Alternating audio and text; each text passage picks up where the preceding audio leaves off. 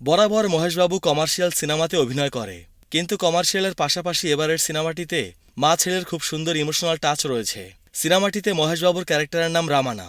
ইনি হচ্ছেন তার বাবা, গ্রামের প্রভাবশালী বিজনেসম্যান। ইনি হচ্ছেন তার মা। তার মা শহরে বড় হয়েছে। তার বাবা একজন রানিং মিনিস্টার। ইনি হচ্ছেন মহেশবাবুর নানা। এই ভদ্রলোক অনেক ক্ষমতাশালী একজন ব্যক্তি। মহেশের বাবার সাথে তার মেয়ের বিয়ে সে এখনও মেনে নেয়নি। ইনি হচ্ছেন গ্রামের আরেকজন প্রভাবশালী ব্যক্তি। মহেশের বাবার চিরশত্রু এই লোক। সুপ্রিয় দর্শক, ইন্টু পর্ব শেষ। মূল কাহিনীতে যাওয়ার আগে একটি অনুরোধ, ভিডিওতে একটি লাইক দিবেন এবং সাবস্ক্রাইব করবেন। গল্পের একদম শুরুতেই দেখতে পাই মহেশের বাবার চিরশত্রু এবং তার বড় ভাই মহেশের বাবার গোডাউনে এসেছে। এসেই গোডাউনের দারোয়ানকে তারা মেরে ফেলে। তারপর লোকজন নিয়ে ঢুকে পড়ে গোডাউনের ভেতরে। অন্যদিকে দেখা যায় মহেশের বাবা এবং মহেশের মা গান শুনে সুন্দর সন্ধ্যা কাটাচ্ছে। তার বাড়ির ভেতরে শান্তির পরিবেশ দেখা যায়। এর মধ্যে চিরশত্রুর বড় ভাই গোডাউনে আগুন ধরিয়ে দেয়। আগুন দেখে মহেশের পরিবারের সবাই বাইরে বেরিয়ে আসে। দেখে অনেক লোক মিলে তাদের গোডাউনে আগুন ধরিয়ে দিয়েছে। দুই দলের মধ্যে মারামারি শুরু হয়ে যায়। এখানে মারামারির এক পর্যায়ে চিরশত্রুর বড় ভাইয়ের গলা কেটে ফেলে মহেশের বাবার লোক। সে মাটিতে লুটিয়ে পড়ে এবং মারা যায়। এর মধ্যে দেখা যায় সেখানে দৌড়ে এসে প্রবেশ করেছে মহেশ এবং তার মা। অবস্থা দেখে মহেশের মা নার্ভাস হয়ে যায় এবং তার ছেলেকে ছেড়ে চলে যায়। মহেশ হাত বাড়িয়ে তার মাকে ডাকে, কিন্তু তার মা আর ফিরে আসে না। এখানে আমরা দেখতে পাই মহেশের চোখের মধ্যে কোনো কিছু একটা ঢুকে গেছে। এরপর দেখা যায় মহেশের বাবাকে পুলিশ ধরে নিয়ে যাচ্ছে। তার 10 বছরের জেল হয়ে গেছে। আর অন্যদিকে মহেশের মা ফিরে আসে তার বাবার কাছে। এরপর একটা ছবি দেখে বোঝা যায় মহেশের মার অন্য একটা লোকের সাথে বিয়ে হয়ে গেছে। মহেশের নানা এই যে নতুন বাচ্চাটা নিয়ে খেলা করছে, এ হচ্ছে মহেশের সৎ ভাই, আর উনি হচ্ছে মহেশের মার নতুন স্বামী। এরপর পার হয়ে যায় অনেক বছর। মহেশ এখন পরিপূর্ণ যুবক হয়ে গেছে। আর এদিকে তার মা মিনিস্টার হওয়ার শপথ নিচ্ছে। ইনি হচ্ছেন মহেশের নানার পার্সোনাল লয়ার, ওনার নাম হচ্ছে পানি। ইনি হচ্ছেন বিরোধী দলের প্রধান। এর পরের দৃশ্যে আমরা দেখতে পাই মহেশের নানা তার লয়ার পানিকে বলছে, এই কাগজে মহেশের সাইনের ব্যবস্থা করো। পানি জিজ্ঞেস করে, স্যার এই পেপারসে কি লেখা আছে? তখন মহেশের নানা বলে, এই পেপারসে লেখা আছে মহেশের সাথে আমাদের কোনো সম্পর্ক নেই। মহেশ আমাদের উত্তরাধিকারী না। আমি মিনিস্টার ছিলাম, এখন আমার মেয়ে মিনিস্টার, আর এরপরে আমার নাতি মিনিস্টার হবে। যদি মহেশের সাথে আমাদের সম্পর্ক থাকে তাহলে এরপর মিনিস্টার হবে মহেশ, কিন্তু মহেশের সাথে যদি কোনো সম্পর্ক না থাকে তাহলে আমার মেয়ের দ্বিতীয় ঘরের সন্তান মিনিস্টার হবে। আর এ কারণেই আমি চাই না মহেশের সাথে আমাদের কোনো সম্পর্ক থাকুক। তখন পানি জিজ্ঞেস করে, কিন্তু স্যার এই ব্যাপারে মহেশের মা জানে তো? তখন মহেশের নানা বলে, সেটা তোমার চিন্তার বিষয় না, তুমি মহেশের সাইনের ব্যবস্থা করো। এ হচ্ছে মহেশের সৎ ভাই, যে এখন বড় হয়ে গেছে। মহেশের নানা মহেশের সাথে সব সম্পর্ক ছিন্ন করে একেই সবকিছুর উত্তরাধিকারী বানাতে চায়। এরপর আমরা প্রথমবারের মতো সিনেমাতে মহেশ বাবুকে দেখতে পাই। সে এখনও সেই গ্রামে পড়ে আছে। সেখানে তার বাবার ব্যবসা দেখাশোনা করছে এবং খুবই সাধারণ জীবনযাপন করছে। এখানে দেখা যায় মহেশ তার মানিব্যাগে তার বাবা, মা এবং তার নিজের ছবি রেখেছে এবং দৃশ্য থেকে স্পষ্ট বোঝা যায় যে সে তার মাকে এখনও অনেক মিস করে। এই দৃশ্যে মহেশের কাছে মহেশের নানার উকিল পানির কল আসে। সে বলে, তোমাকে একটু আসতে হবে, একটা পেপারসে তোমার সাইন লাগবে। এই কমেডিয়ান কিশোরকে তো সবাই চেনেন। এ হচ্ছে এই লয়ারের অ্যাসিস্ট্যান্ট বালু। একটু পরে দেখা যায় মহেশ সেখানে চলে এসেছে। মহেশ এখানের অ্যারেঞ্জমেন্ট দেখে বালুকে জিজ্ঞেস করে, কি ব্যাপার, কি হচ্ছে এখানে, এত আয়োজন কেন? বালু বলে, আপনার আম্মা মিনিস্টার হয়েছেন, তাই উৎসবের আয়োজন করেছেন। এরপর মহেশ আর বালু ভবনের ভেতরে প্রবেশ করে। সেখানে মহেশের চোখ যায় তার মায়ের ছবির দিকে। মায়ের ছবি দেখেই মহেশ ইমোশনাল হয়ে পড়ে। তার মনে পড়ে যায় ছোটবেলায় তার মা কিভাবে ছেড়ে চলে গিয়েছিল। সে অনেক ডেকেও তার মাকে কখনোই কাছে পায়নি। এরপর মহেশ তার মার রুমে প্রবেশ করতে যায়। তখনই একজন বডিগার্ড এসে তাকে থামায়। বডিগার্ডের কথা না শুনে মহেশ রুমের ভেতরে প্রবেশ করতে গেলে বডিগার্ড অস্ত্র বের করে। সেই মুহূর্তে সেখানে চলে আসে লয়ার পানি। আর যেতে যেতে মহেশ থ্রেট দেয়, তোকে আমি দেখে নেব। পানি জিজ্ঞেস করে, কফি খাবে না চা খাবে? মহেশ বলে, যে কাজে ডেকেছো সেই কাজের কথা বলো। মহেশ পানির কাছ থেকে কলম নিয়ে সেই পেপারসে কিছু একটা লেখে। কি লেখে সেটা আমরা পরে জানতে পারবো। পানি ভাবে মহেশ হয়তো সাইন করে দিয়েছে। এরপর কাগজটি পানির হাতে দিয়ে মহেশ চলে যায়। এরপর পানি সেই পেপারস নিয়ে মহেশের নানার কাছে যায়। মহেশের নানা দেখতে পায় সেই পেপারসে লেখা আছে, সাইনের কথা ভুলে যাও, ভয়ঙ্কর ঘটনার জন্য অপেক্ষা করো। এই লেখা দেখে বালু হাসে। মহেশ বাইরে এসে সিগারেট ধরায় এবং এলোপাথারি জিপ চালাতে শুরু করে। এরপর ব্যানারের একটি রশি তার জিপের সাথে বাঁধে। এরপর এলোপাথারি জিপ চালাতে থাকলে উৎসবের সমস্ত পরিবেশ নষ্ট হয়ে যায়। পোস্টার সব ছিঁড়ে পড়ে। মানুষ ভয়ে আতঙ্কে পালাতে থাকে। এর মধ্যে সামনে চলে আসে পুলিশ, কিন্তু মহেশ তাতেও বাধা মানে না। সে সমস্ত উৎসব নষ্ট করে দেয় এবং তার নানার কাটআউট ভেঙে ফেলে। সেটা ভেঙে পড়ে একদম তার নানার রুমের বাইরে। এরপর মহেশ চলে আসে তার গ্রামে। এরপর দেখা যায় তার বাবা জেল থেকে মুক্তি পেয়েছে এবং সে একটা বই পড়ছে। ইনি হচ্ছেন মহেশের ফুপি। এ হচ্ছে মহেশের ফুপির মেয়ে। এই বাড়িতেই থাকে। এবং সবসময় মহেশের দিকে অনেক খেয়াল রাখে। এরপর দেখা যায় মহেশের নানা তার লয়ারের সাথে কথা বলছে। লয়ারকে মহেশের নানা হুমকি দেয় যে কোনো মূল্যে আমাকে মহেশের সাইন এনে দেবে, না হলে তুমি কতদিন ঠিক বেঁচে থাকবে আমি জানি না। এ কথা শুনে লয়ার অনেক ভয় পেয়ে যায়। এরপর দেখা যায় মহেশ এবং তার বাবা মদ খাচ্ছে। সেখানে মহেশের বাবা বলে, যদি সাইন চাই তাহলে সাইন করে দাও। মহেশের বাবা ইমোশনালি অনেক কথা বলে। এর পরের দিন মহেশ চলে যায় লয়ার পানির বাড়িতে। মহেশের সাথে আছে বালু। সেখানে গিয়ে মহেশ দেখা পায় আম্মুর। আম্মুর চরিত্রে অভিনয় করেছে শ্রীলীলা। ইনি সিনেমার কেন্দ্রীয় নায়িকা চরিত্রে অভিনয় করছেন। সেখানে আম্মুকে প্রথমবার দেখেই মহেশ ফিদা হয়ে যায়। কিন্তু মহেশকে না চেনায় তাকে বাড়ির ভিতরে প্রবেশ করতে দেয় না আম্মু। মহেশ বাড়ির বাইরেই অপেক্ষা করতে থাকে। সেখানে সূর্যের তাপ অনেক বেশি বলে আম্মু একটা ছাতা দিয়ে যায় মহেশকে। মহেশ বলে, বাড়ির মেহমানদেরকে কি তোমরা একটুও সম্মান করতে জানো না? চা কফি খেতে দাও না? তখন আম্মু বলে, অপরিচিত লোকের জন্য আমাদের বাড়িতে কোনো সম্মান নেই। এরপর আম্মু বারান্দায় আসলে মহেশ ইঙ্গিতে চা চায়, কিন্তু আম্মু নিষেধ করে দেয়। মহেশ বালুকে জিজ্ঞেস করে নাম কি। বালু বলে বালা সুব্রমণিয়াম। মহেশ বলে, তোমার নাম কে জিজ্ঞেস করেছে?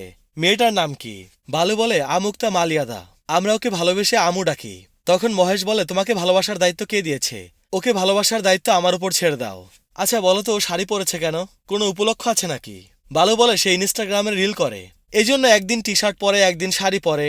মহেশ বলে, তাহলে কালকে কি স্কার্ট পরবে? বালু বলে, কেন স্যার? মহেশ বলে, তাহলে কালকেও দেখতে আসবো। এর মধ্যে সেখানে পানি চলে আসে এবং দেখতে পায় মহেশ এসেছে। মহেশকে বাইরে বসিয়ে রাখায় পানি বালুর উপর অনেক রেগে যায়। পানি বলে, দয়া করে ভেতরে চলুন স্যার। মহেশ ভেতরে যাওয়ার টপিকস বাদ দিয়ে পানিকে জিজ্ঞেস করে, পানি, মা কি আমাকে ডেকেছে? পানি বলে, কসম করে বলছি স্যার, আপনার আম্মাই আপনাকে ডেকেছে। মহেশ বলে, তাহলে কফি মায়ের সাথেই খাবো, চলো যাই। পানি দৌড়ে চলে যায় গাড়ি ঠিক করার জন্য। যেতে যেতে মহেশ আমুকে ডাক দেয়। মহেশ বলে, আমার নাম রামানা, নামটা মনে রেখো, গুন্টুর আসলে কাজে লাগবে। এই গুন্টুর হচ্ছে মহেশের গ্রামের নাম। এরপর দেখা যায় মহেশরা চলে এসেছে মহেশের মায়ের বাড়িতে। সেখানে বাড়ির ভেতরে প্রবেশ করতেই দেখে মহেশের নানা দাঁড়িয়ে আছে। মহেশের নানা মহেশকে বসতে বলে। এরপর মহেশের নানা আর মহেশ বসে। এখানে তাদের মধ্যে বেশ কিছু বিষয় নিয়ে তর্ক বিতর্ক হয়। সেটা দেখে টিজ করে মহেশের সৎ বাবা। মহেশ বলে, এই লোক এখানে বসে আছে কেন? মহেশের নানা বলে, এই লোক তোমার আঙ্কেল, আমার মেয়ের। নানার মুখ থেকে কথা কেড়ে নিয়ে মহেশ বলে, আমার মায়ের দ্বিতীয় হাজবেন্ড। মহেশ তার সৎ বাবাকে উদ্দেশ্য করে বলে, বস কিছু মনে না করলে আমি আপনাকে কিছু জিজ্ঞেস করতে পারি? আমার মা আপনার মধ্যে কি দেখেছে যে কারণে বিয়ে করেছে? মহেশের সৎ বাবা ইনসাল্ট ফিল করে। এর মধ্যে সেখানে আসে মহেশের সৎ ভাই। মহেশ জিজ্ঞেস করে, এই ছেলেকে?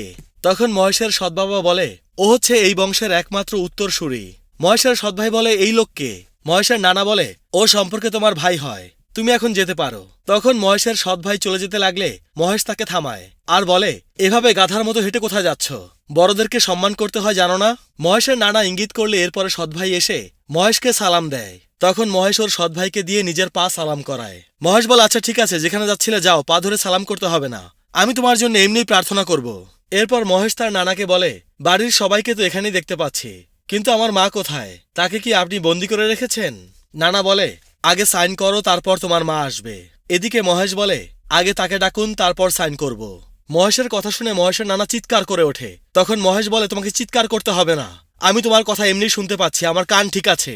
বৃদ্ধ তুমি হয়েছো, তোমার কানে সমস্যা থাকতে পারে, আমার চিৎকার করতে হতে পারে, তুমি আস্তে কথা বলো। তখন মহেশের নানা অনেক ক্ষেপে যায় এবং অসুস্থ হয়ে পড়ে। তখন মহেশ হাসতে হাসতে বলে, কি ব্যাপার, তুমি যে বৃদ্ধ হওনি এটা প্রমাণ করার জন্য উঠে ডান্স করতে চাচ্ছ? মহেশের নানা আকারে ইঙ্গিতে বলতে থাকে, সাইন করো, সাইন করো। তখন মহেশ বলে, আমি আমার ফ্যান ছাড়া আর কারো জন্য সাইন করি না। একথা বলেই মহেশ উঠে চলে যায়। বাড়ি থেকে বের হয়ে মহেশ হঠাৎ থমকে দাঁড়ায়। সে ঘুরে তাকায় পেছনে বারান্দার দোতলায়। সেখানে তার মা দাঁড়িয়ে ছিল। মহেশ ঘুরতেই মহেশের মা ভেতরে চলে যায়। এর মধ্যে বালু এসে জিজ্ঞেস করে, স্যার আপনি কেন ওই পেপারসে সাইন করছেন না? মহেশ বলে, এখানে মা ছেলের ভালোবাসা চলছে, আমার শুধু এটুকু জানতে হবে যে কেবলমাত্র আমি কি আমার মাকে ভালোবাসি নাকি আমার মাও আমাকে ভালোবাসে, না জানা পর্যন্ত কোনো সাইন হবে না। এ কথা বলেই মহেশ চলে যায়। এরপর দেখা যায় মহেশ তার জিপ ড্রাইভ করছে আর ছোটকালে তার মায়ের সাথে কাটানো স্মৃতি মনে করছে। এরপর দেখা যায় মহেশের নানা আর লয়ার পানি গাড়িতে করে কোথাও যাচ্ছে। এখানে তাদের মধ্যে কিছু কথোপকথন হয়। এই কথোপকথনে বোঝা যায় যদি ওই পেপারসে পানি মহেশের সাইন করাতে না পারে তাহলে পানির কপালে কি দুর্ভোগ নেমে আসবে। মানে সোজা কথায় মহেশের নানা পানিকে একটা বড় রকমের থ্রেট দেয়। এই থ্রেট পেয়ে পানি বাড়িতে গিয়ে চিৎকার চেঁচামেচি আর কান্নাকাটি করতে শুরু করে। সে বাড়ির সবাইকে বলে যে আমার জীবনের শেষ মুহূর্ত চলে এসেছে, মৃত্যু ছাড়া আমার আর কোনো উপায় নেই। তখন আমু সিদ্ধান্ত নেয় সে তার বাবার হয়ে মহেশকে রাজি করাবে সাইনটা করানোর জন্য। এরপর দেখা যায় আমু আর বালু গুন্টুরে মহেশের গোডাউনে এসেছে। মহেশ জিজ্ঞেস করে, তোমরা এখানে কি করছো? মহেশ তার এক কর্মচারীকে বলে, এই সাম্বা, তোমাকে বলেছিলাম না লয়ার পানির একটা সুন্দর মেয়ে আছে, এই সেই মেয়ে। আমুর দিকে মহেশ এক দৃষ্টিতে তাকিয়ে থাকে। এরপর তারা তিনজন বসে। মহেশ বলে, আমি সেদিন সাইন করিনি বলে আমার নানা কি তোমার বাবাকে ডিস্টার্ব করেছে? সে কি বেশি টর্চার করেছে নাকি? বালু বলে, তার অবস্থা ভালো না স্যার। মহেশ বলে, কেন, মারা গেছে নাকি? বালু বলে, এখনো মরেনি, তবে মারা যাওয়ার মতোই অবস্থা স্যার। এর মধ্যে আমু হাঁচি দিয়ে ওঠে। মহেশ বলে, হাঁচি দিলে সে আরো বেশি লাল হয়ে যায়। মহেশ জিজ্ঞেস করে, তোমরা কোথায় উঠেছ? আমু বলে, স্টার হোটেলে। মহেশ বলে, আশেপাশে স্টার হোটেল নামে তো কোনো হোটেল নেই। বালু বলে, হোটেল না স্যার, মানে স্টার লজ। মহেশ বলে, এত চমৎকার মেয়ের কি একটা লজে থাকা উচিত? আমু বলে, বাবার চাকরি চলে গেছে, প্রতি মাসে অনেক লোন দিতে হয় আমাদেরকে, এই সব কিছুর দায়িত্ব এখন আমার উপর এসে পড়েছে, আমি এসব নিয়ন্ত্রণ করতে পারছি না। এরপর বালু কান্নার অভিনয় করে কাগজটা বের করে মহেশের সামনে দেয়। মহেশ বলে, তুমি কি জানো আমার নানা এখানে কি লিখেছে? বালু বলে, জানি স্যার, আসলে এটা আমিই লিখেছি। আপনি আপনার আম্মাকে ভুলে যাবেন, এতটুকুই তো বিষয়, তাই না স্যার? পৃথিবীতে হাজার হাজার মানুষ আছে এরকম, কত মানুষের মা মারা গেছে। আপনি এত অ্যাক্টিং করছেন কেন স্যার, আমি বুঝতে পারছি না। আপনার আম্মা তো আপনাকে অনেক আগেই ছেড়ে চলে গিয়েছে, এখন এত ভালোবাসার কি আছে? এই কথা বলার সাথে সাথে মহেশ বালুকে একটা থাপ্পড় মারে। অন্যদিকে দেখা যায় মহেশের লোকেরা একটা লোককে ধরে বেঁধে রেখেছে এবং তার উপর টর্চার করছে। এই লোকটার মহেশের কাছে একটা জমি বিক্রির কথা ছিল, কিন্তু অন্য জায়গায় 10,000 টাকা বেশি পাওয়ায় সে তার কাছে জমিটি বিক্রি করে দিয়েছে, তাই মহেশের লোকেরা তাকে তুলে এনেছে। এর মধ্যে মহেশ তার লোকদেরকে বলে, কিভাবে মেরেছিস, ওর তো কিছুই হয়নি বলেই মহেশ সজোরে এক আঘাত করে। এর মধ্যে ওই লোকের ফোন বেজে ওঠে। কল রিসিভ করে মহেশ। কল করেছে মহেশের বাবার সেই চিরশত্রু। চিরশত্রু মহেশকে হুমকি দেয়, তুই যদি ওকে স্পর্শ করিস তাহলে আমি তোর শেষ দেখে নেব। এই কথা শুনে মহেশ ওই লোককে আবার আঘাত করে। এই চিরশত্রুর নাম মার্স। সে বলে, তুই যেখানে আছিস সেখানেই থাক, আমি 10 মিনিটের মধ্যে আসছি। আমি যদি তোকে শেষ না করে দেই তাহলে আমার নাম পাল্টে রাখিস। মহেশ বলে, আপনি মুরব্বী মানুষ, কষ্ট করে আসতে হবে না, আমি আসছি। আর তার লোককে বলে, এই সাম্বা, ওকে গাড়িতে বসা, আর চল আঙ্কেলকে হ্যালো বলে আসি। এরপর মহেশ জিপ নিয়ে চলে যায় চিরশত্রুর আস্তানায়। সেখানে এসেই মহেশ বলে, চাচাজি, আপনি আমাদের গোডাউন জ্বালিয়ে দিয়ে আমার বাবাকে জেলে পাঠিয়েছিলেন, আর এজন্যই আমি আজকে এসেছি আপনার সাথে সবকিছু সেটেল করার জন্য। চিরশত্রু বলে, বলেছিলি গাড়িতে করে ওই লোককে নিয়ে আসবি, কিন্তু সে কই? তখন মহেশ বলে, ওকে পাওয়ার আগে স্বীকার করুন আপনি আমাদের সাথে যা করেছেন সব ভুল। তখন চিরশত্রু তার লোকদেরকে মহেশকে মারার জন্য অর্ডার করে। চিরশত্রুর এক লোক মহেশকে একটা বাড়িও মারে। এতে অনেক খুশি হয় চিরশত্রু এবং বলে, তোর বাবাকে তো কেবলমাত্র জেলেই পাঠিয়েছিলাম, আমি ওকে আমার পায়ের নিচে দেখতে চাই, আর তোর চোখের সামনেই তোর বাবাকে আমার পায়ের নিচে রাখবো। কথা শুনেই মহেশ রেগে যায়। এক এক করে চিরশত্রুর সবগুলো লোককে ভয়ঙ্করভাবে মারতে থাকে মহেশ। উপস্থিত অন্যান্য লোকজন শুধু তাকে তাকে দেখে মহেশ কিভাবে মারছে। সবাইকে মেরে মহেশ যখন চলে যাচ্ছিল তখন চিরশত্রু বলে, আরে তুই ভাবে চলে যাচ্ছিস কেন? তুই যাকে ধরে নিয়ে গিয়েছিস ওর বাবা আমাকে পাগল করে ফেলছে, ও কোথায়? বাবা দয়া করে বলে যা ও কোথায়। তখন মহেশ ওর সিগারেটে লাস্ট টান দিয়ে ছুঁড়ে মারে। সেই সিগারেট গিয়ে পড়ে মহেশের জিপের তেলের টাঙ্কিতে। জিপ জ্বলে ওঠে এবং শূন্যে ঘুরতে থাকে। এরপর দেখা যায় জিপের নিচে সেই লোক বাধা অবস্থায় আছে। চিরশত্রু দেখে অবাক হয়ে যায়। এরপর জিপ বাস্ট হয়ে সবার এই অবস্থা হয়। এরপর দেখা যায় বালু আর আমু তাদের জিনিসপত্র সহ মহেশদের বাড়িতে এসেছে থাকার জন্য। বালু বলে, আমরা যে লজে উঠেছিলাম সেটার ছাদ ভেঙে পড়েছে, তাই আমাদের থাকার কোনো জায়গা নেই। তখন আমু বলে, আর আপনিই তো বলেছিলেন আমার মতো সুন্দরী মেয়ের লজে থাকা উচিত না, তাই আমরা চলে এসেছি আপনার বাড়িতে থাকার জন্য। আর এদিকে মহেশের ফুপি বলেছে আর সুটকেস নিয়ে চলে এসেছো তাই তো, এখানের কোনো রুম খালি নেই। মহেশ আমুকে বলে, তুমি তো দেখছি খুব বিনয়ী মেয়ে, আমার কথা শুনেছো, আচ্ছা এসেছো খুব ভালো করেছো, এক কাজ করো, তুমি দ্বিতীয় তলার ডান পাশের রুমে গিয়ে থাকো। এই রুমটা হচ্ছে মহেশের এই কাজিনের। এখানে কথা কাটাকাটির পর এক পর্যায়ে সিদ্ধান্ত হয় আমু ওই রুমেই থাকবে। আমু চলে যায় আর বালু তখন বলে, স্যার আমি কোন রুমে থাকবো? তুমি ছেলে মানুষ, তুমি চাইলে যে কোনো জায়গায় ঘুমাতে পারো, এক কাজ করো, রাস্তা বা বারান্দা বা যেখানে মন চায় সেখানেই শুয়ে পড়ো, কিন্তু ভুলেও কোনো রুমে প্রবেশ করবে না। কথা বলে মহেশ চলে যায়। এর মধ্যে লয়ার পানি আমুকে একটা ছবি পাঠায়। ছবিটা হচ্ছে ফাঁসির রশির, মানে সে বোঝায় যদি তোমরা সাইন করিয়ে না আনতে পারো তাহলে আমার ফাঁস নেওয়া ছাড়া কোনো উপায় নেই। এই ছবি দেখে আমু আর বালুর কাজের গতি আরো বেড়ে যায়। এর মধ্যে আমু মহেশের কাছে এসে বলে, রামু, আমার জানালা খুলতে পারছি না, আটকে গেছে, একটু সাহায্য করবে প্লিজ। সিনেমাতে মহেশের নাম রামানা, তাকে ভালোবেসে ডেকেছে রামু, আর এটা শুনে গলে যায় মহেশ। তখন মহেশ বালুকে বলে, আচ্ছা পানির মেয়ের সম্পর্কে আমি কি বলেছিলাম? বালু বলে চমৎকার মেয়ে বলেছিলেন, আর তারপর বলেছিলেন মাইন্ড ব্লোয়িং চমৎকার। মহেশ বলে আগের দুটোই ভুল ছিল, আসলেও ব্লাডি মাইন্ড ব্লোয়িং চমৎকার। এরপর দৃশ্য চলে আসে মহেশের মায়ের কাছে। এক ভিলেন তাকে কল করেছে। আগে এই ভিলেনের সাথে মহেশের নানার বিজনেস ছিল, তখন সে ভালো লোক থাকলেও এখন সে পাল্টে গেছে। সে মহেশের মাকে বলে, তুমি আমার ওপর এনকোয়ারি বসিয়ে আমাকে জেলে পাঠাতে চাও? আমাকে জেলে পাঠালে পুরো এস্টেট জ্বলে উঠবে। তুমি যে জাজকে আমার জন্য পাঠিয়েছো তোমার কি মনে হয় সে আমার অফিস পর্যন্ত আসবে? এর মধ্যে দেখা যায় যে জাজকে মহেশের মা পাঠিয়েছিল সে ওই ভিলেনের অফিসের দিকে যাচ্ছে। ঠিক তখনই ওই জাজের মোবাইলে একটা ভিডিও আসে। ভিডিওটি দেখেই জাজের গাড়ি থেমে যায়। ভিডিওতে দেখা যায় জাজের মেয়ে স্কুলে আছে। আসলে ওই ভিলেন জাজকে থ্রেট দিয়েছে, তুমি যদি আমার অফিস পর্যন্ত আসো তাহলে তোমার মেয়েকে কিডন্যাপ করে নিয়ে যাব। এর মধ্যে এক লোক এসে মহেশের মাকে বলে, সরি ম্যাডাম, একটা পার্সোনাল সমস্যার কারণে আমরা যে জাজকে অ্যাসাইন করেছিলাম সে যেতে পারছে না। মহেশের মা তখন ভিলেনের উদ্দেশ্যে বলে, একজন জাজকে রিপ্লেস করতে 7 দিন লাগে, একজন মিনিস্টার রিপ্লেস করতে 10 দিন লাগে, কিন্তু আমি তোমাকে যখন জেলে পাঠাবো তখন তোমার জেল থেকে বেরোতে 20 বছর সময় লাগবে। এ কথা শুনে ভিলেন চিন্তায় পড়ে যায়। ভিলেনের পাশে বসে আছে অপোজিশন দলের লিডার, আর এদিকে মহেশের মায়ের পাশে মহেশের নানা বসে আছে। মহেশের নানা বলে, এরকম খারাপ মানুষের সাথে কেন লাগতে যাও? আমার কথা শোনো, একজন মানুষের একটা ন্যূনতম মূল্যবোধ থাকে, কিন্তু এই লোকটার বিন্দুমাত্র কোনো মূল্যবোধ নেই। তখন মহেশের মা বলে, ওর ভেতরে মূল্যবোধ না থাকতে পারে, কিন্তু আমার মধ্যে দায়িত্ববোধ আছে। এরপর মহেশের নানার এক্সপ্রেশন দেখে বোঝা যায় মহেশের মার এসব কাজে সে খুশি নয়। পরের দৃশ্যে দেখা যায় মহেশের নানা মহেশের সৎ বাবার সাথে কথা বলছে।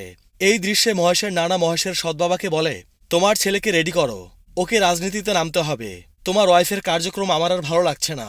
এর মধ্যে সেখানে চলে আসে লয়ার পানিকে নানা জিজ্ঞেস করে, কি সিগনেচার হয়েছে? এখনো হয়নি স্যার, তবে তখন মহেশের নানা পানিকে জুতা দিয়ে মারতে যায়। এরপর দৃশ্য চলে আসে আমুর কাছে। আমু নখে নেল পালিশ লাগাচ্ছিল আর দূর থেকে বসে বসে মহেশ দেখছিল। এই দৃশ্য থেকে বোঝা যায় মহেশ আমুর প্রেমে হাবুডুবু খাচ্ছে। এরপর বালু আমুকে বলে, এখন গিয়ে তুমি যদি ওর সাইন চাও তাহলে ও রক্ত দিয়েই সাইন করে দেবে। আমু বলে, তুমি নিশ্চিত? বালু বলে, হ্যাঁ অবশ্যই। পরের দৃশ্য দেখা যায় মহেশ তার গোডাউনে বসে অ্যালকোহল খাওয়ার প্রিপারেশন নিচ্ছে। সেখানে লুকিয়ে লুকিয়ে এসে হাজির হয় আমু আর বালু। মহেশ ওদেরকে দেখেছে দেখেই ওরা দুজন আড়াল থেকে বেরিয়ে আসে। আর এদিকে মহেশ বলে, কি ব্যাপার, তোমরা চোরের মতো ওখানে কি করছো? বালু বলে, স্যার আমরা হয়তো ভেবেছিলাম আপনি প্রাইভেট সময় কাটাচ্ছেন। আপনি কি মদ খাচ্ছেন? আমি কি আপনার সাথে একটু খেতে পারি স্যার? মহেশ বলে, এটা কি স্কুল যে পারমিশন চাচ্ছ? নাও খাও, শুরু করো। এরপর মহেশ দেখে যে আমু তার দিকে তাকিয়ে আছে। তখন মহেশ বলে, কি ব্যাপার, তুমিও কি খেতে চাও নাকি? বালু বলে, স্যার আপনি কিন্তু লাইন ক্রস করছেন, ও একটা বাচ্চা স্যার।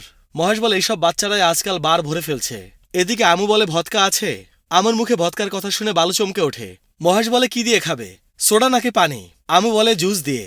তখন মহেশ তার কর্মচারীকে ডাকে, এই সাম্বা, ভদকা দাও। বালু দুঃখ করে বলে, আমি এই হাত দিয়ে ছোটকালে ওকে স্কুলে নিয়ে গিয়েছি। তখন মহেশ বলে, আগে স্কুলে নিয়ে গেছো, এখন ওকে বাড়ি নিয়ে যেও, এখন ইমোশন বাদ দিয়ে একটা গান গাও। এরপর বালু গান গাওয়া শুরু করে এবং গান মহেশের পছন্দ না হয় বালুকে সজোরে থাপ্পড় মারে আর বলে, আমার পছন্দ হবে এমন গান গাও। এরপর বালু অন্য গান গেয়ে মহেশকে কনভিন্স করার চেষ্টা করে। গান শুনে পছন্দ হয় মহেশ বালুকে একটা কিস করে। এরপর দেখা যায় আমু অনেকখানি মদ খেয়ে ফেলে এক ঢোকে। এরপর শুরু করে নাচ। এরপর আমুর সাথে মহেশও নাচতে শুরু করে এবং এক পর্যায়ে মহেশের লুঙ্গি খুলে যায়। এরপর নাচ গান শেষ হলে আমু একটা কলম বের করে আর বালু বের করে পেপার্স। তখন মহেশ জিজ্ঞেস করে, কি ব্যাপার, তোমরা কাগজ কলম বের করছো কেন, তোমাদের উদ্দেশ্য কি? এরপর মহেশের হাতে থাকা মদের গ্লাসটি বালুর হাতে দিয়ে বালুকে সজোরে আবার একটা থাপ্পড় মারে। দেখা যায় এর পরের দিন ভোরবেলা বালু আর আমু ওদের লাগেজপত্র নিয়ে বেরিয়ে যাচ্ছে।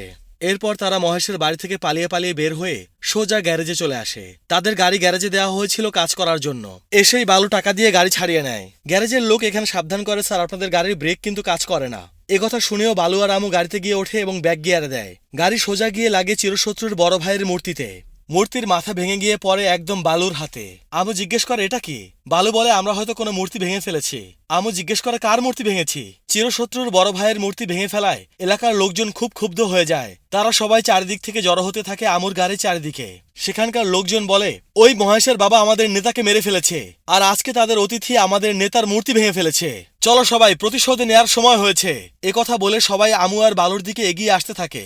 বালু অনেক বোঝানোর চেষ্টা করে, স্যার আমরা কাজটা ইচ্ছে করে করিনি, ভুলে ভেঙে গেছে। কিন্তু এলাকার লোকজন কোনো কথা শুনতেই নারাজ। বালু বলে, স্যার চিন্তা করবেন না, আমি টাকা দিয়ে দিচ্ছি। এতে এলাকার লোকজন আরো বেশি ক্ষুব্ধ হয়ে যায়। এরপর এলাকার সবাই আমুর গাড়ির উপর ঝাঁপিয়ে পড়ে। এর মধ্যে মহেশের এক লোক মহেশকে কল করে ঘটনা জানিয়ে দেয়। আমু কোনো রকমে গাড়ি থেকে বের হয়ে দৌড়ে পালাচ্ছিল, এমন সময় তার সামনে এসে হাজির হয় চিরশত্রু। আমু চিরশত্রুকে বলে, স্যার প্লিজ ওদেরকে থামতে বলুন। আর এদিকে বালু বলে, আমরা এমন কি অপরাধ করেছি, একটা মূর্তির মাথাই তো ভেঙেছি, সে তো আর গান্ধী না, তাই না? এ কথা শুনে চিরশত্রু আরো অনেক বেশি রেগে যায়। চিরশত্রু বলে, সে গান্ধী না, কিন্তু আমার আপন বড় ভাই। এ কথা শুনে বালু আর আমু চমকে ওঠে।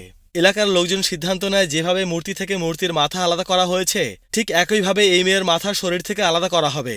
আর ঠিক তেমন সময় সেখানে চলে আসে মহেশ। মহেশ এসেই কাচের বোতল দিয়ে ট্রান্সমিটার বাস্ট করে দেয় আর উপস্থিত 2-4 জনকে ধোলাই দেয়। মহেশকে দেখে আমু স্বস্তির নিঃশ্বাস ফেলে।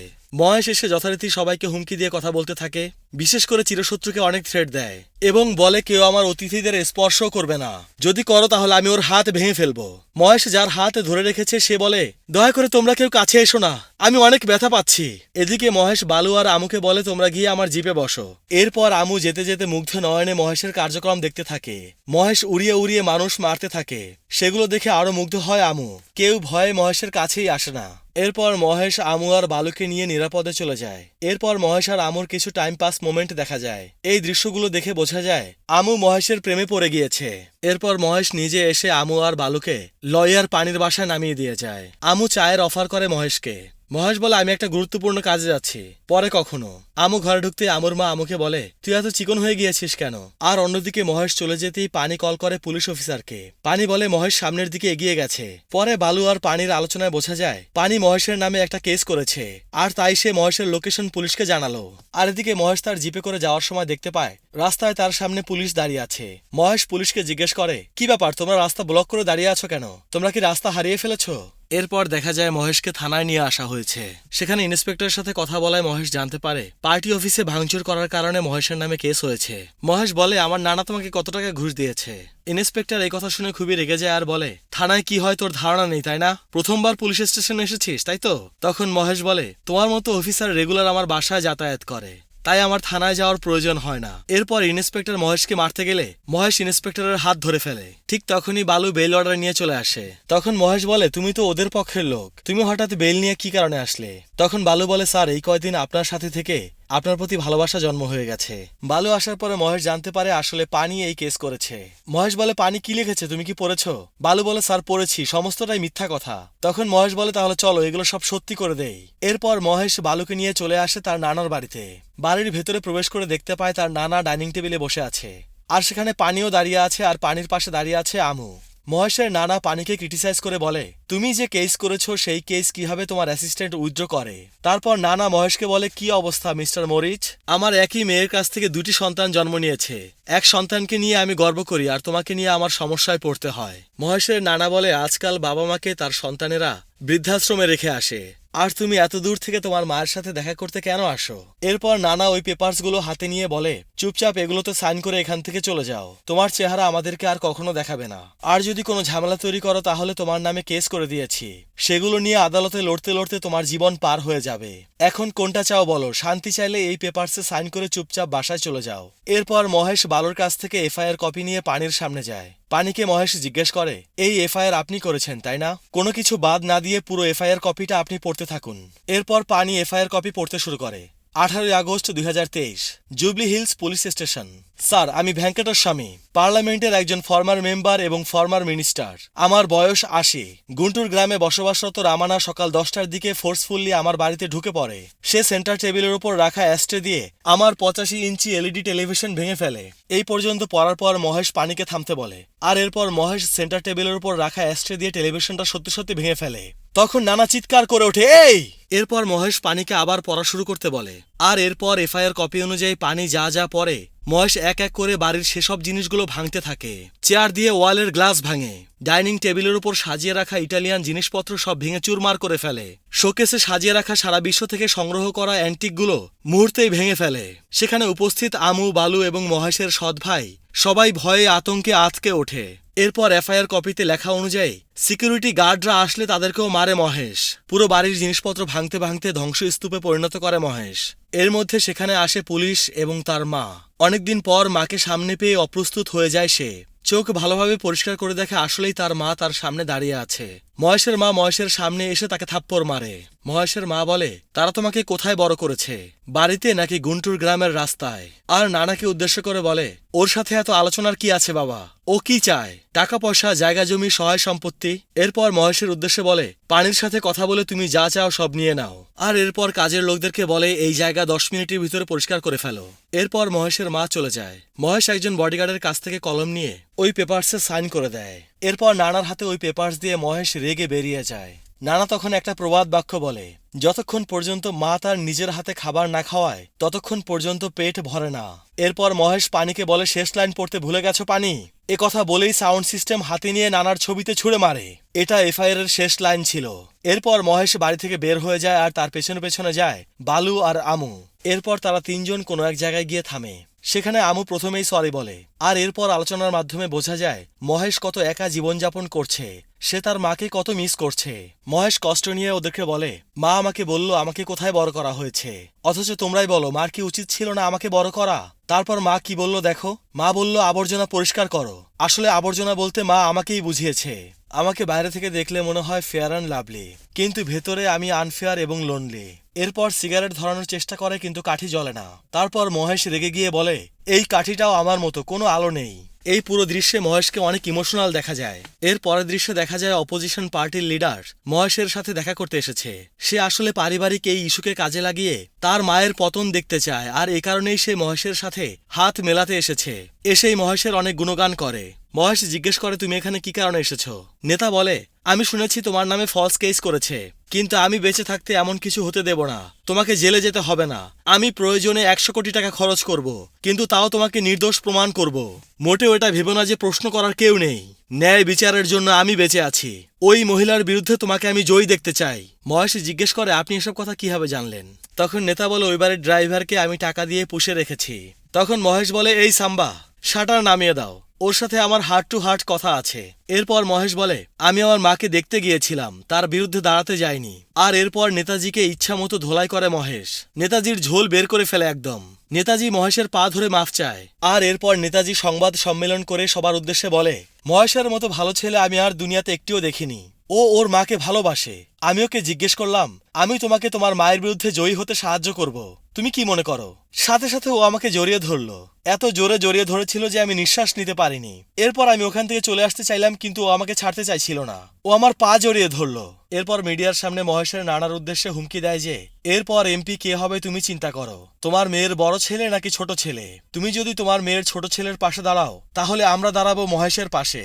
নেতাজির এ সমস্ত কথা শুনে মহেশের নানা অনেক চিন্তায় পড়ে যায়, এবং এরপর মহেশের কাছে পুলিশ পাঠানোর চিন্তা করে মহেশের নানা। যথারীতি মহেশের বাসায় এক ঝাঁক পুলিশ অফিসার চলে আসে। এখানে মহেশের পরিবারের বাকি সদস্যরাও পুলিশের সাথে তেরা তেরা করে কথা বলতে থাকে। তখন ইন্সপেক্টর চিন্তায় পড়ে যায়, কিরে বাপ, এই পরিবার কেউই কি সোজা ভাষায় কথা বলতে পারে না? এরপর সেখানে মহেশ আসে এবং এসে জিজ্ঞেস করে, কি ব্যাপার, আপনি কি আমাকে মিস করছিলেন নাকি? আমার বাসায় চলে এসেছেন যে একেবারে। তখন পুলিশ বলে, তুমি কোনো নায়িকা না যে আমি তোমাকে মিস করব। তুমি আমার সাথে থানায় চলো, যদি নিজ ইচ্ছায় না যাও তাহলে আমি তোমার কলার ধরে টেনে নিয়ে যাব।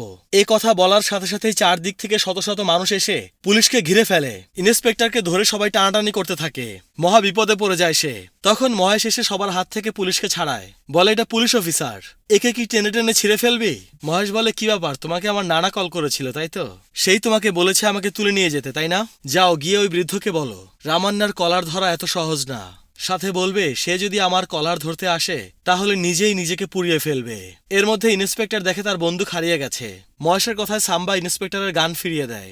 এরপর যতভাবে অপমান করা যায় ততভাবে ইন্সপেক্টরকে অপমান করে মহেশের লোকেরা তাকে বাড়ি থেকে বের করে দেয়। এরপর সেখানে মহেশের বাবা চলে আসে। সে এসে জিজ্ঞেস করে, কি ব্যাপার, বাড়িতে পুলিশ কেন? তখন ইন্সপেক্টর বলে, আপনার ছেলে মন্ত্রীর বাড়িতে গিয়েছিল, সেখানকার লোকদেরকে মেরেছে, জিনিসপত্র ভেঙে সব চুরমার করেছে। আপনার ছেলেকে আমি ছাড়বো না, মনে রাখবেন, ওকে আমি ধরে নিয়ে যাবই। এরপর মহেশ পুলিশের দিকে এগিয়ে যেতে থাকলে পুলিশ সেটা দেখে ভয় পালিয়ে যায়। এরপর মহেশের বাবা জিজ্ঞেস করে, তুমি কি গুন্ডা? এসব কাজ কেন করেছো? তখন মহেশ বলে, বাহ, এতদিন পর তাহলে আপনার কথা বলতে ইচ্ছে হলো তাই তো? এরপর মহেশের বাবা বলে, তুই কি জানিস কি কারণে তোর মা আমাকে ছেড়ে চলে গিয়েছিল?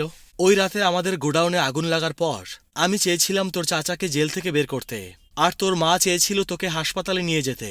আমি তোর চাচাকে নিয়ে ব্যস্ত থাকতাম আর তোর মা ব্যস্ত থাকতো তোকে নিয়ে। আর এসব নিয়ে তোর মা আর আমার মধ্যে অনেক ঝগড়া হয়। আমি যুবক ছিলাম, অনেক রাগারাগি করেছিলাম। আমি বলেছিলাম আমি জানি আমার ছেলেকে কখন ট্রিটমেন্ট করাতে হবে। ও যখন তোকে নিয়ে হাসপাতালে যেতে চাইলো তখন আমার সেন্স কাজ করছিল না। আমি বলেছিলাম দরজা বন্ধ করে দিতে, আর তোর ফুপি সেখানেই ছিল। ও কখনোই আমার কথা অমান্য করে না। ও তোর মায়ের মুখের ওপর দরজা বন্ধ করে দিয়েছিল। এরপর তোর মায়ের মন ভেঙে যায় আর সে আমাদেরকে ছেড়ে চলে যায়। এমনকি কোর্টেও তোর মা তোর সম্পর্কে জিজ্ঞেস করেছিল। তোর ফুপি তোর মাকে বলে, তোর চোখ আর কখনো আগের মতো ভালো হবে না। যদি আগে ট্রিটমেন্ট করানো হতো তাহলে হয়তো ভালো হয়ে যেত। এ কথা শুনে তোর মা আমার উপর এতই রেগে যায় যে যদিও আমার ভাই খুন করেছিল, কিন্তু তোর মা জাজের কাছে আমাকে খুনি বানিয়ে দেয়। আর এতে তোর নানা অনেক খুশি হয়। এরপর মহেশের বাবা মহেশকে বলে, দেখ, বোঝার চেষ্টা কর, আমার স্ত্রী আমাকে ছেড়ে চলে গেছে, কিন্তু তুই কি জানিস কি কারণে তোর মা তোকে ছেড়ে চলে গেছে? কথা শেষ না করেই এই পর্যায়ে মহেশের বাবা সেখান থেকে চলে যায়। আর এদিকে আমু ইনস্টাগ্রামের জন্য স্যাড রিল বানায়। সেটা দেখে সাম্বা মহেশকে বলে, স্যার দেখেন, মেয়েটা আপনার কষ্টে মরে যাচ্ছে। মহেশ মোবাইল হাতে নিয়ে আমুর করা ইনস্টাগ্রামের রিল দেখে। মহেশ বলে, আমার জন্য না, ভিডিওতে লাইক পাওয়ার জন্য করেছে। এরপর রিলে করা মানুষের কমেন্ট পড়তে থাকে আমু। এরপর মহেশের নানা মহেশের মাকে সব খুলে বলে পুলিশের সাথে মহেশ কিরকম আচরণ করেছে। মহেশের মা বলে, আমি অতীত নিয়ে কথা বলতে চাই না। তখন মহেশের নানা বলে, কিন্তু অপোজিশন পার্টির কাছে তোমার অতীতের ছবি আছে, তুমি অন্তত একবার মহেশকে কল করে বলো নির্বাচনের এই সময়টা যেন চুপচাপ থাকে। পরের দৃশ্যে দেখা যায় মহেশ মন খারাপ করে মদ খেয়ে নাচ গান করছে। এই গানের মধ্যেই মহেশের মা মহেশকে কল করে। মায়ের সাথে কি কথা হয়েছে সেটা আমরা জানতে পারি না, কিন্তু কথা শেষ হওয়ার সাথে সাথে মহেশ কষ্টে আরো বেশি মদ খেতে থাকে। এরপর দেখা যায় সেখানে বালু চলে এসেছে। এরপর সেখানে পুলিশ আসে আর জিজ্ঞেস করে, এই মহেশকে? এরপর দেখা যায় মহেশ পুলিশদের সাথে যেতে রাজি হয়ে গেছে। কিছুক্ষণ পরেই আমরা দেখতে পাই সিনেমার একজন নতুন ভিলেনকে। এই ছোট ভিলেনের কাছে অনেক হিংস্র মানুষজন দেখা যায়, যারা তলোয়ার ধার দিচ্ছে। এটা আসলে বলি দেওয়ার প্রস্তুতি চলছে।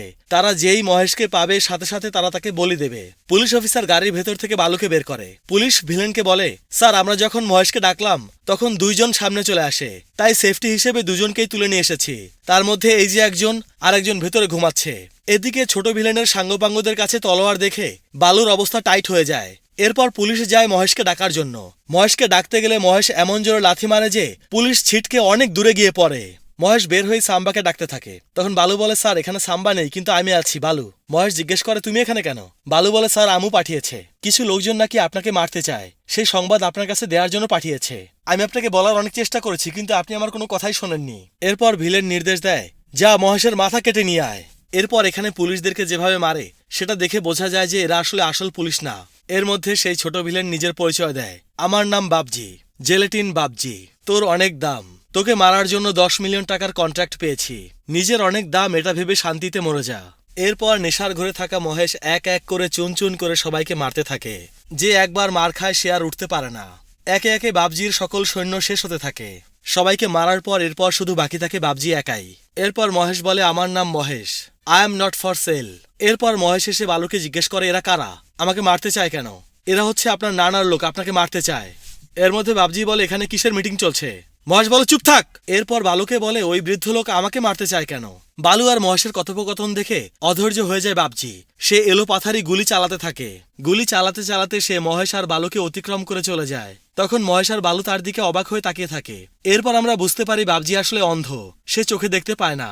এরপর এখানে বাবজির কাছ থেকে মহেশ জানতে পারে তার নানা এখন কোথায় আছে। সেখানে ট্রাক ভর্তি লোকজন নিয়ে এসে হাজির হয় মহেশ। নানা জিজ্ঞেস করে, তুমি এখানে কি করছো? মহেশ বলে, আপনি আমাকে মারতে লোক পাঠিয়েছেন কেন? এরপর এখানে আলোচনায় বোঝা যায় আসলে মহেশের নানা লোক পাঠায়নি, মহেশকে মারার জন্য লোক পাঠিয়েছে তার সৎ বাবা। সে ভেবেছিল মহেশ মারা গেলে সবকিছু এমনিতেই ঠান্ডা হয়ে যাবে।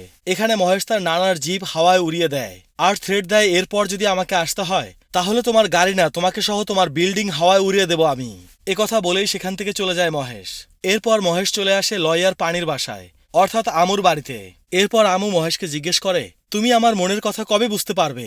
পরের দৃশ্যে পানি আমুকে বলে, আমি তোমাকে ওর কাছে সাইন আনতে পাঠিয়েছিলাম, ওকে ভালোবাসতে বলিনি। তোমার মা যেহেতু ওই ছেলেকে পছন্দ করে না, তুমিও ওকে ভুলে যাও। তুমি যদি ওই ছেলেকে না ছাড়ো তাহলে আমি সুইসাইড করব। এর মধ্যে আমু বালুকে ডাকে। বালু ফাঁসির রশি নিয়ে সেখানে আসে। পানি বলে, তুমি আমাকে ইমোশনালি ব্ল্যাকমেল করতে চাচ্ছ? কোনো লাভ হবে না, যাও ফাঁসিতে ঝুলে পড়ো। আমু বলে, এই রশি আমার জন্য না বাবা, এই রশি তোমার জন্য।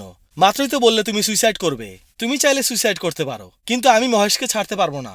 এরপর দেখা যায় অনেকগুলো গার্ড নিয়ে মহেশের মা পার্টি অফিসে যাচ্ছে। এমন সময় একটা ট্রাক এসে তার গাড়িতে ধাক্কা মারে। পরের দৃশ্যে দেখা যায় হাসপাতালের সামনে অসংখ্য মানুষ জড়ো হয়েছে, অনেক মিডিয়া কর্মীও এসেছে। ঠিক সেই মুহূর্তে সেখানে মহেশ আসে আর হাসপাতালের ভেতর জড়ো হয়েছে পার্টির অনেক নেতা। মহেশ বালুকে সাথে নিয়ে হাসপাতালের ভেতর ঢুকে যায়। এরপর দৌড়ে চলে আসে আইসিইউর সামনে। আইসিইউর সামনে আগে থেকেই ছিল তার নানা, পানি এবং আরো কিছু গার্ড। এরপর মহেশ টেলিভিশনের সংবাদের মাধ্যমে জানতে পারে তার মাকে আইসিইউর বাইরে আনা হয়েছে। সে এখন হাসপাতালেই সংবাদ সম্মেলনে আছে। একথা শুনে মহেশ চলে যায় সংবাদ সম্মেলন রুমে। এখানে এক সাংবাদিক জিজ্ঞেস করে তার বড় ছেলের বিষয়ে, অর্থাৎ মহেশের বিষয়ে। তখন মহেশের নানা বলে, এই প্রেস মিট ওর স্বাস্থ্যের জন্য, এর বাইরে অন্য কোনো বিষয়ের জন্য নয়। যদি ওর স্বাস্থ্য সম্পর্কে কিছু জানতে হয় তাহলেই প্রশ্ন করুন। এরপর একজন সাংবাদিক প্রশ্ন করে এটা কি অ্যাক্সিডেন্ট নাকি অ্যাটেম্প টু মার্ডার। এর মধ্যে মহেশের মা দেখতে পায় মহেশ সবার পেছনে দাঁড়িয়ে আছে। ছেলেকে দেখতে পেয়ে তার চোখে পানি চলে আসে। এরপর দৃশ্য চলে আসে ফ্ল্যাশব্যাকে। সেখানে আমরা দেখতে পাই মহেশের মা তার বাবাকে বলছে, বাবা, আমাদের উচিত মহেশকে আমার কাছে নিয়ে আসা। মহেশের নানা বলে, দরকার নেই, জানি কষ্ট হবে, 10 বছর ধরে ওকে বড় করেছ। আমারও কষ্ট হয়েছিল যখন তুমি আমাকে ছেড়ে চলে গিয়েছিলে। আমি তোমাকে 25 বছর ধরে বড় করেছিলাম, আর আমি 5 লাখ টাকা দিয়ে ওই গোডাউনে আগুন লাগিয়েছি। এই সমস্ত কাহিনীর পেছনে আমিই দায়ী, তোমার বাবা। এরপরও তুমি যদি ওখানে যেতে চাও তাহলে শুধুমাত্র গোডাউন পুড়বে না, গোডাউনের সাথে সাথে তোমার ছেলে এবং তোমার স্বামী এবং তার পরিবারও পুড়বে। এরপর কাহিনী চলে আসে বর্তমানে, এবং মহেশের মা ইনডিরেক্টলি মহেশকে উদ্দেশ্য করে বলে, মায়েরা সবসময় সঠিক নাও হতে পারে, কিন্তু তারা তাদের দায়িত্ব পালন করতে কখনো ভুল করে না। এরপর মহেশের মা চলে যায় সেখান থেকে। মহেশ আর তার নানার মধ্যে কথোপকথন হয়। এখানে নানা মহেশকে বলে কে তার মায়ের উপর আক্রমণ করেছিল। মহেশের চোখে আগুন জ্বলে ওঠে। এরপর পার্টি অফিসে মহেশের নানা এবং পানির মধ্যে আলোচনা হয়। সেই আলোচনায় পানি বলে, স্যার, আপনি এত বড় একজন পলিটিশিয়ান, সারা দেশের মানুষ নিয়ে আপনি খেলা করেন, কিন্তু নিজের পরিবারের এত ছোট একটা বিষয় নিয়ে এতদিন ধরে নাড়াচাড়া করছেন, কিন্তু সমাধান করতে পারছেন না। আমার খুব জানতে ইচ্ছে হয় এর পেছনে কি কারণ। কাহিনী চলে যায় ফ্ল্যাশব্যাকে। মহেশের নানা ওই গোডাউনে আগুন দেওয়ার জন্য মহেশের সৎ বাবাকে পাঠিয়েছিল। সেই ওই চিরশত্রু এবং তার বড় ভাইকে হায়ার করেছিল। চিরশত্রুয়ের বড় ভাই যখন আঘাতপ্রাপ্ত হয় তখন তাকে হাসপাতালে নিয়ে যাচ্ছিল মহেশের সৎ বাবা। কিন্তু এদিকে মহেশের নানা মহেশের সৎ বাবাকে কল করে বলে, ওকে মরে যেতে দাও, তাহলে কাহিনী আরও জমে উঠবে। এরপর মহেশের সৎ বাবা নারায়ণ ইচ্ছার বিরুদ্ধে চিরশত্রুর বড় ভাইয়ের মরে যাওয়ার জন্য অপেক্ষা করতে থাকে। এরপর আমি মন্ত্রী হই, আমার মেয়েও মন্ত্রী হয়, আর এরপর এমপি হওয়ার পালা আমার নাতির।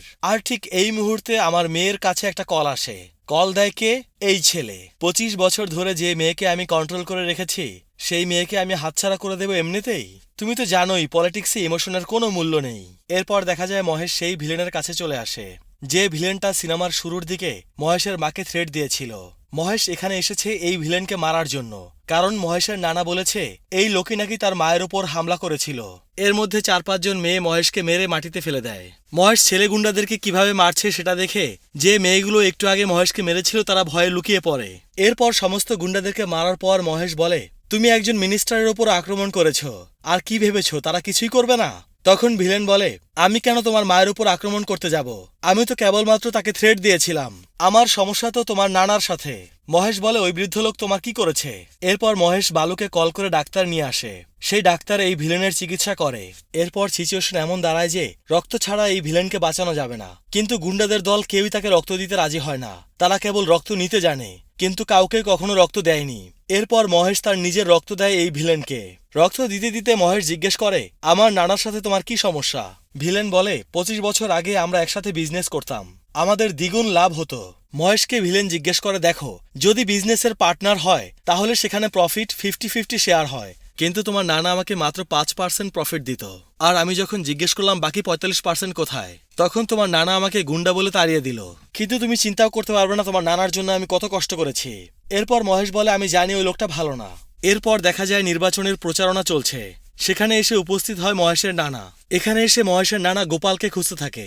গোপাল হচ্ছে মহেশের সৎ ভাই, কিন্তু কোথাও গোপালকে না পেয়ে মহেশের সৎ বাবাকে জিজ্ঞেস করে গোপাল কোথায়, কিন্তু মহেশের সৎ বাবা মদ খেয়ে সেখানে পড়ে আছে। সে বলে, গোপাল কোথায় আমি তো জানি না। ওদিকে দেখা যায় গোপাল এত অধিক পরিমাণে ড্রিঙ্ক করেছে যে সে নিজের সেন্স রাখতে পারে না, ফ্লোরে পড়ে যায়। আর এদিকে মহেশের সৎ বাবা বলে, আঙ্কেল আপনি একদম চিন্তা করবেন না, আমি 10 মিনিটের মধ্যে ওকে রেডি করছি। আর তখন মহেশের নানা মহেশের সৎ বাবাকে তার হাতের লাঠি দিয়ে পেটাতে থাকে। মহেশের সৎ বাবাকে মারতে মারতে মহেশের নানা বলে, ও আমার বংশের একমাত্র উত্তরসূরি, আর তুই ওকে এভাবে রেডি করেছিস, এভাবে মদ খাইয়ে ফেলে রেখেছিস। তখন মহেশের সৎ বাবা চিৎকার করে ওঠে, বলে, কিসের উত্তরসূরি? ও তো আমার সন্তানই না, আমার কোনো ছেলে নেই।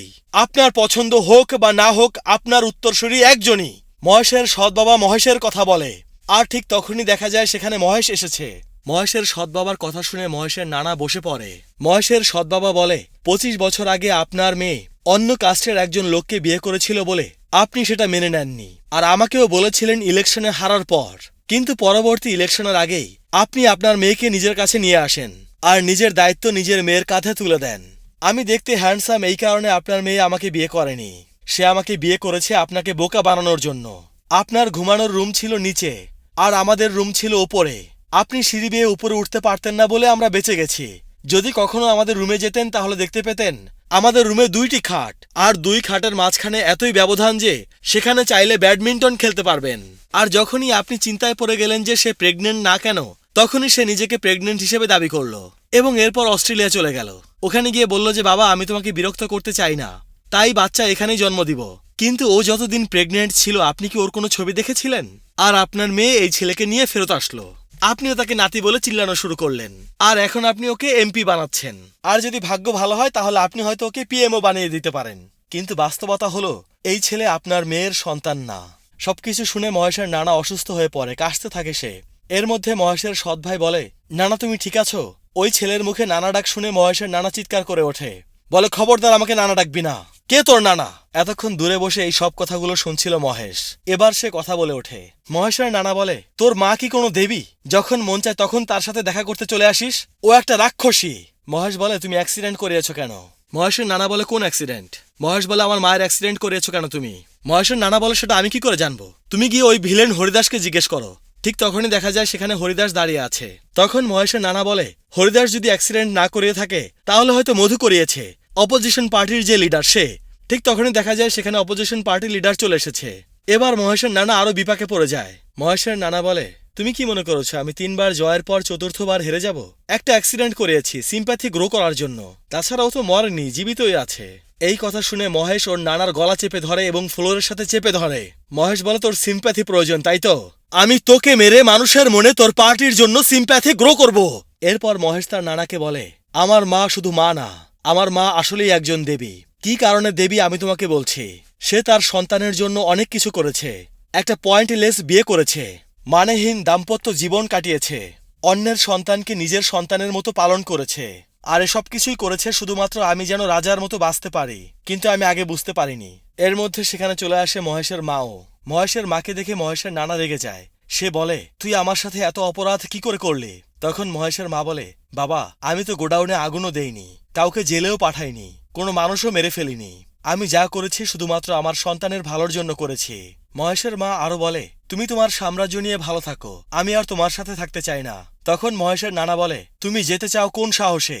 যদি এখান থেকে এক পাও বাইরে রাখো তাহলে আমি তোমাদের সবাইকে মেরে ফেলবো। তুমি জানো আমি কি করতে পারি। তখন মহেশের মা বলে, বাবা তুমি বোধহয় ভুলে গেছো, এখন আমার পাশে আমার সন্তান আছে। মহেশের নানা বলে, তুইও কেন তোর সন্তানের মতোই কথা বলছিস? তখন মহেশের মা বলে, আমি ওর মতো কথা বলছি না বাবা, ও আমার মতো কথা বলে, কারণ ও আমার সন্তান। তখন মহেশ বলে, তুমি কি কথাটা আরেকবার বলতে পারো? মহেশের মা বলে, তুই আমার সন্তান। মায়ের মুখে সন্তানের স্বীকৃতি পেয়ে মহেশের চোখে পানি চলে আসে। মহেশ বলে, এতদিন কোথায় ছিলে? মহেশের মা বলে, শুধুমাত্র খাইয়ে দিলে আর ঘুম পাড়িয়ে দিলেই ভালোবাসা হয়, তুমি তাই মনে করো? মহেশ বলে, আমি তোমার বাড়িতে আসলে তুমি আমাকে তাড়িয়ে দিয়েছ। মা বলে, কিন্তু আমি তোমাকে উপর থেকে দেখেছি। মহেশ বলে, তুমি আমাকে দেখা মাত্রই থাপ্পড় মেরেছিলে। মা বলে, কারণ তোমাকে স্পর্শ করতে ইচ্ছে হয়েছিল। মায়ের কথা শুনে মহেশ হেসে দেয়। এরপর মহেশ মহেশের মাকে নিয়ে চলে যেতে থাকে। যারাই বাধা দিতে আসে তাদের সবাইকে মেরে চিৎ করে দেয় মহেশ। মহেশ তার মাকে নিয়ে সোজা তাদের বাড়িতে চলে আসে। মহেশের বাবা দ্বিতীয় তলা থেকে বুঝতে পারে হয়তো তার স্ত্রী ফিরে আসছে। জিপে বসে মহেশের মা জিজ্ঞেস করে, তুই তো দেখতে অনেক হ্যান্ডসাম, দাড়ি রেখেছিস কেন? মহেশ বলে, লাভ ফেলিওর। মহেশের মা জিজ্ঞেস করে, মেয়েটিকে? মহেশ বলে, তুমি। এরপর মহেশের ফুপি দরজা খুললে দেখে দরজার সামনে মহেশের মা দাঁড়িয়ে আছে। তাকে দেখতে পেয়ে মহেশের ফুপির চোখে পানি চলে আসে। মহেশের মা মহেশের বাবার কাছে এসে জিজ্ঞেস করে, কেমন আছো তুমি? মহেশের বাবা বলে, আমার রুম, তোমার স্মৃতি, এই নিয়ে বেশ ভালো আছি। এরপর দুজনের মধ্যে ইমোশনাল কিছু কথা হয় এবং দুজন দুজনকে জড়িয়ে ধরে। এরপর মহেশ তার ফুপিকে বলে, তুমি দরজা বন্ধ করে দিয়েছিলে, তুমি আবার দরজা খুলে দিলে, এখন সমীকরণ সমান হয়ে গেল। মহেশের ফুপি মহেশের কথা শুনে কাঁদতে শুরু করে। ফুপিকে জড়িয়ে ধরে সান্ত্বনা দেয় মহেশ। মহেশ তার কাজের লোককে বলে, এই সাম্বা, জানিস আমার আসলে 2টা মা। এভাবেই এই পারিবারিক সেন্টিমেন্টের সিনেমাটি শেষ হয়ে যায়।